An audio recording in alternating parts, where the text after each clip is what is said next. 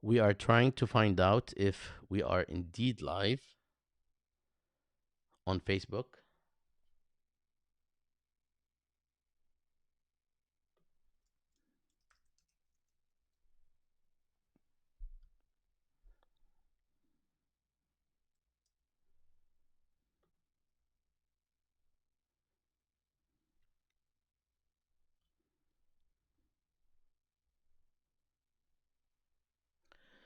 And we are live.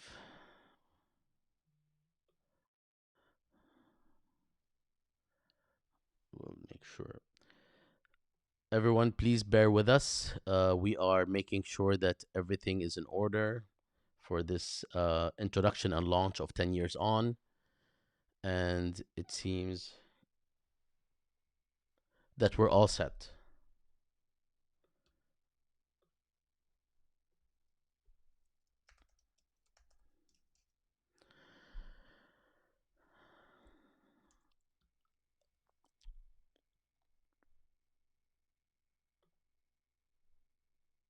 All right. Ahlan wa sahlan. Good afternoon, everyone. My name is Bassam Haddad, and I am more than excited to be here today, launching with my colleagues and the other partners that are not joining. This was admittedly a short notice announcement. Once we were able to secure all the partners, 15 of them.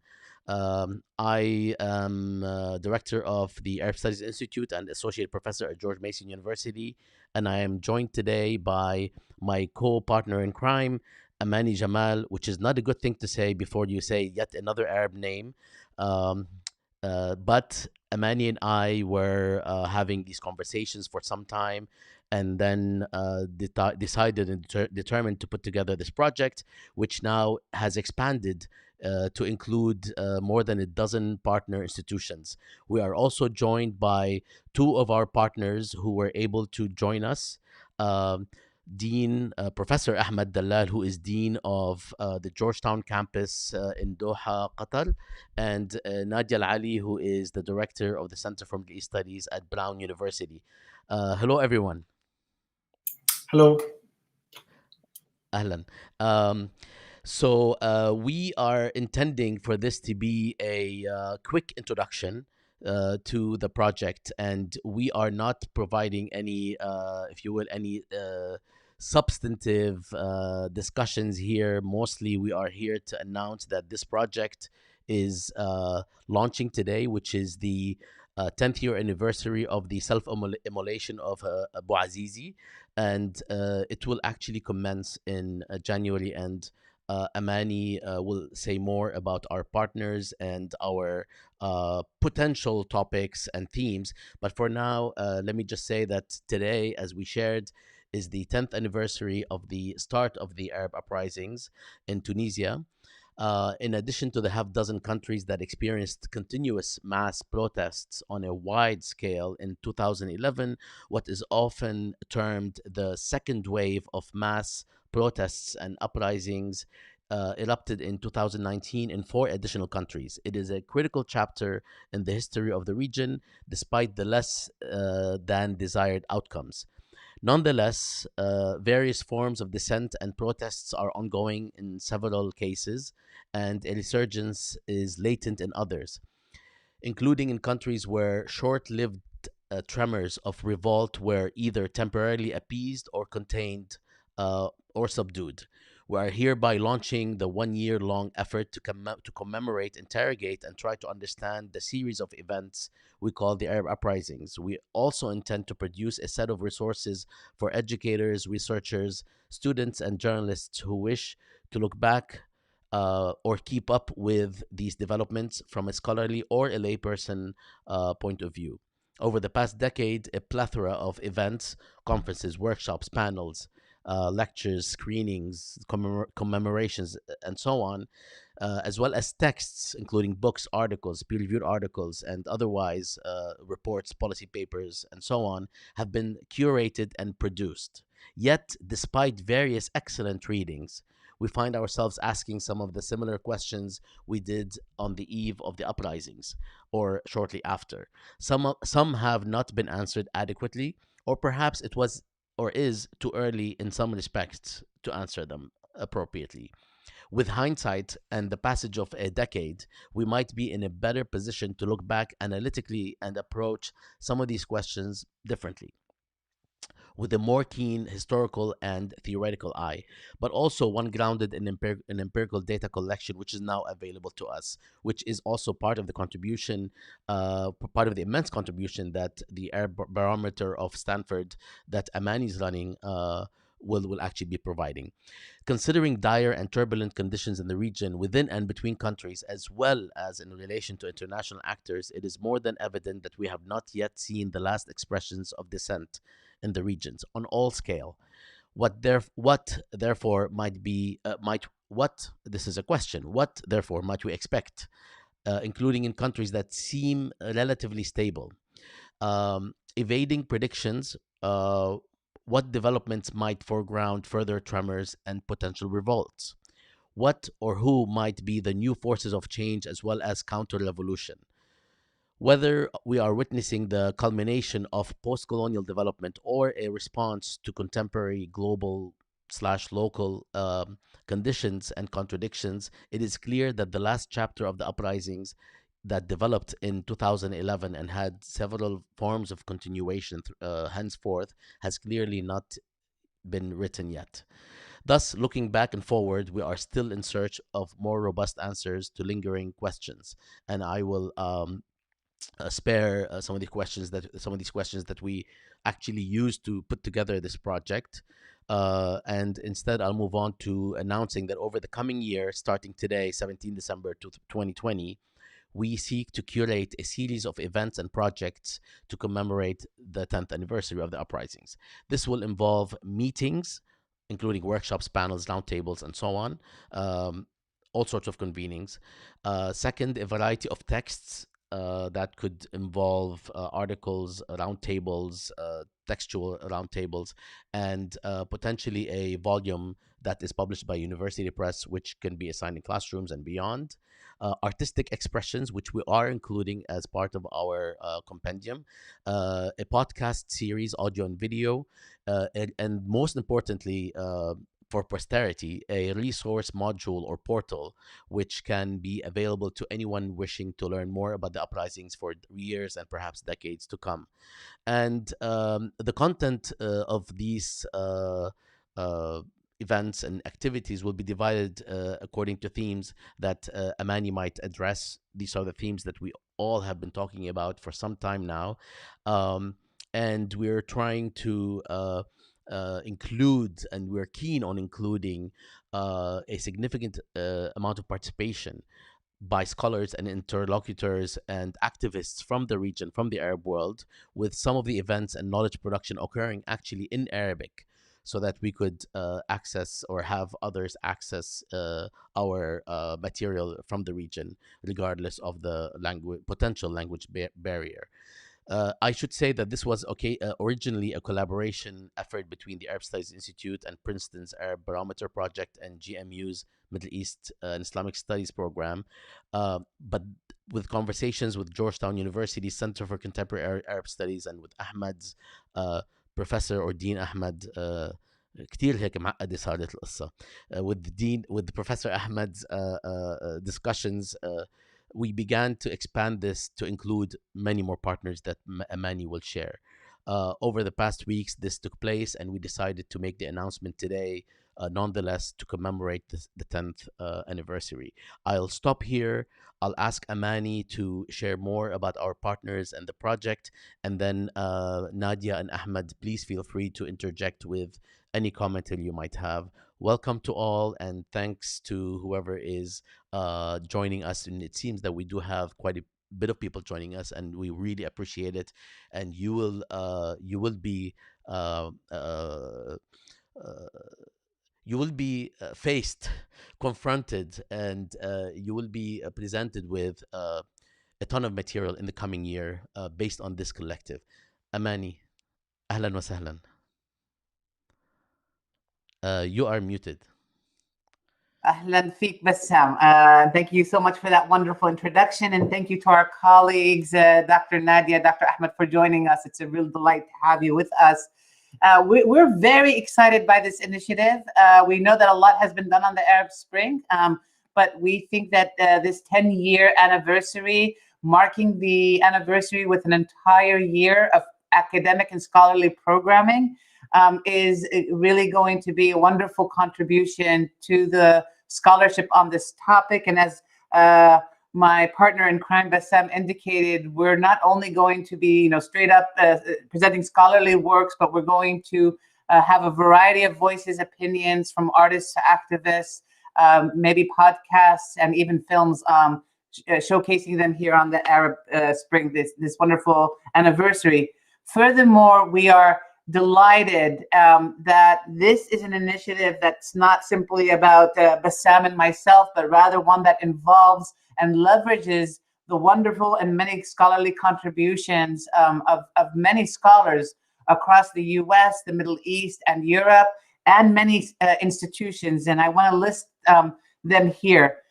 First and foremost, we have, Georgetown University, the Center for Contemporary Arab Studies, as a partner, also the American University of Beirut, the Asfari Institute, the ACSS in Lebanon, Brown University, and the Center for Middle East Studies, headed by Dr. Nadia Ali, UC Santa Barbara, their Center for Middle East Studies, Harvard University, their Center of Middle East Studies, University of Exeter, the Institute of Arab and Islamic Studies, Birzeit University, the Department of Political Science, Stanford University, the Center for Democracy, Development, and Rule of Law, AUC affiliates, and Georgetown University, Qatar, and Dean Ahmed Dallal is with us.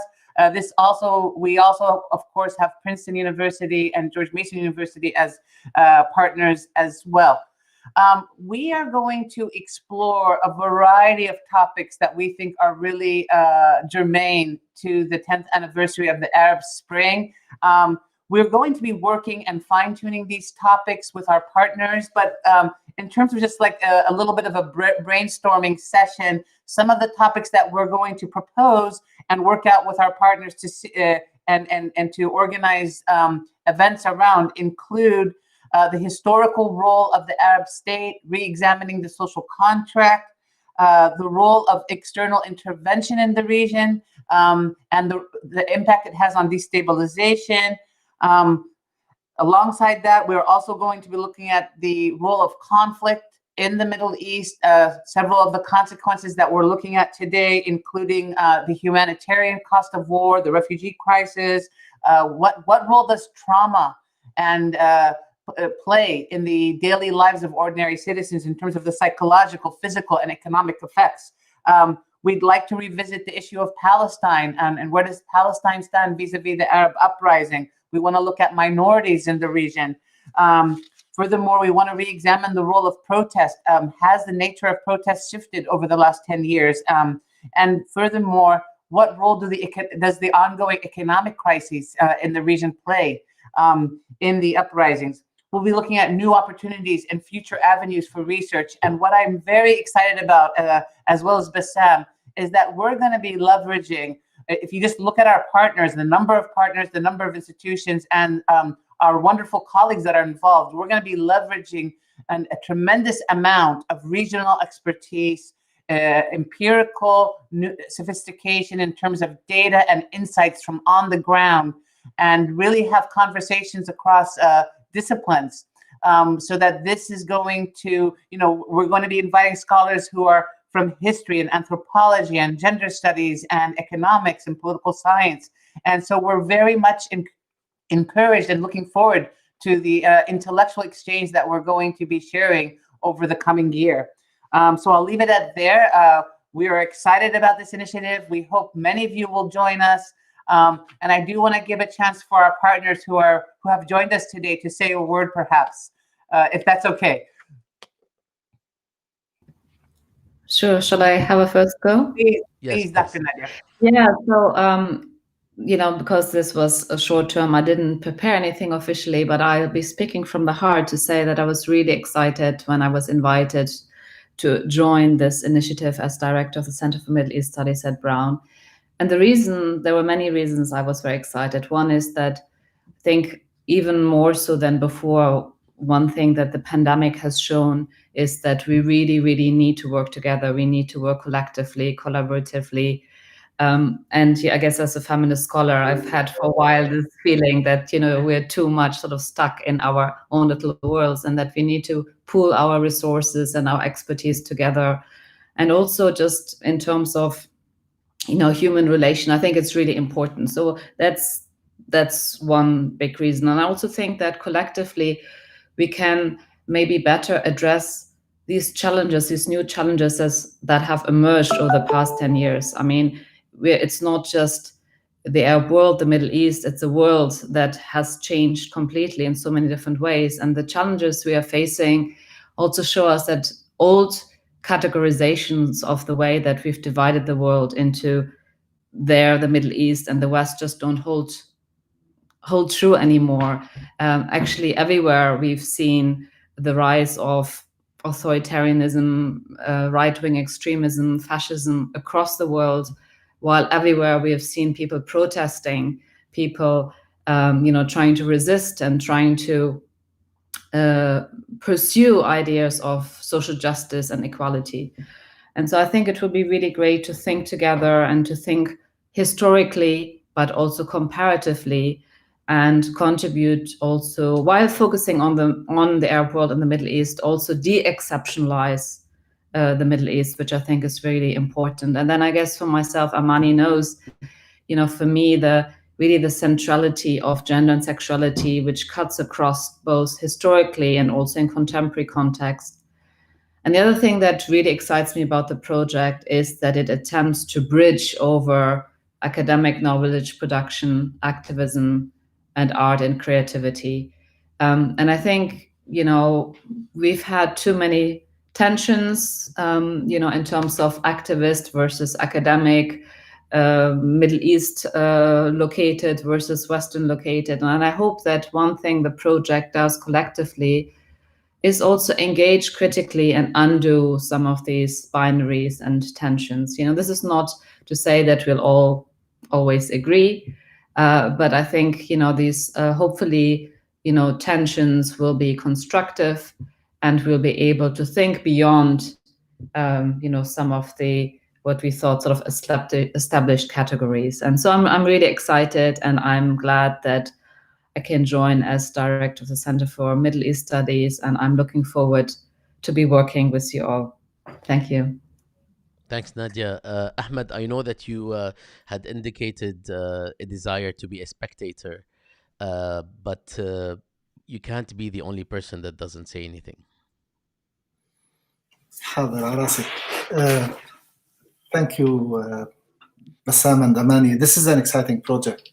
When I spoke to Bassam just a couple of days ago, I told him that a couple of months ago, when we were thinking of projects for our Center for International and Regional Studies, obviously one of the topics that we thought about is the Intifada 10 years later.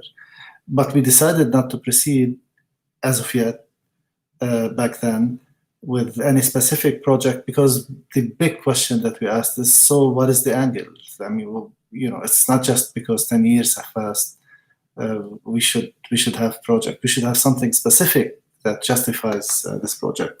It seems to me that an optimal way of addressing this subject is to do it collectively, to bring in expertise. I mean, the whole expertise that is lined up for this particular project. And again, I thank you for this initiative, to start thinking of the questions that we should be asking, and to collectively hone and refine these questions, so that we could hopefully wade through the wealth of analysis that is out there, and have a clearer perspective as we study the subject. So thanks again. It's an exciting topic. We look forward to participating in this project.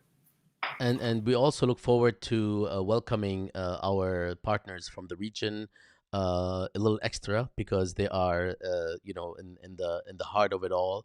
including Ahmed, as well as Satani, and as well as Rawab Al Mahdi, Amr Adli, Alina Abu Habib, from respectively from Georgetown, ACSS, Arab Council for the Social Sciences, and AUC and AUB.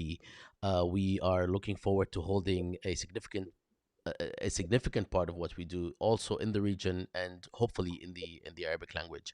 Now, بس Amani, we also want to mention غادة المذبوح from Bir Zit. and I forgot Palestine. See, this is for everyone that tells me I over focus on Palestine. I should use this, and it's documented. And Ghada Al Madbouh, who hails from the political science department at Birzeit University, I am hoping that we actually spoke a few days ago, and we're hoping to hold something in Palestine, in relation to how the uprisings affected the situation in Palestine and vice versa. Now, before we break, and I know we are, coming close to the half hour, which we promised everyone this will be a half hour long introduction. Um, I would like to ask Amani, did we mention the new edition that happened today? So I actually did not. I just saw this. The University of Chicago has also agreed to partner with this pending official approval. So I wasn't sure if we could announce it, but it seems that we can. Yes, yes. Excellent.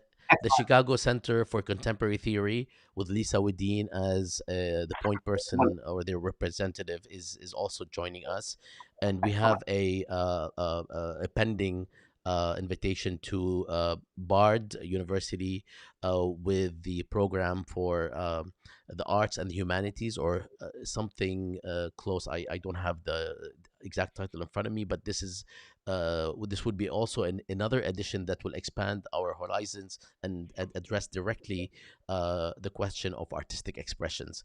Now, let me just say that, or remind whoever's interested, that our first event will take place in January, late January. And we're hoping to have our first event focus on the historical dimension, the longue durée, the long arc in modern Middle Eastern history and modern Arab history, where the uprisings figure in that context, or where do the uprisings figure in that context. And we do assume that, as I shared earlier, that this is not an event that ends. It does seem that it will have various forms of expressions into the future. So we are also not working on a historical event. We're also working on a live event that is taking place as we speak. So please share this post or this feed, and look to further knowledge production coming from this project, whereby there will be a portal, or there will be a URL, or there will be an address of sorts where everyone can follow up with this project.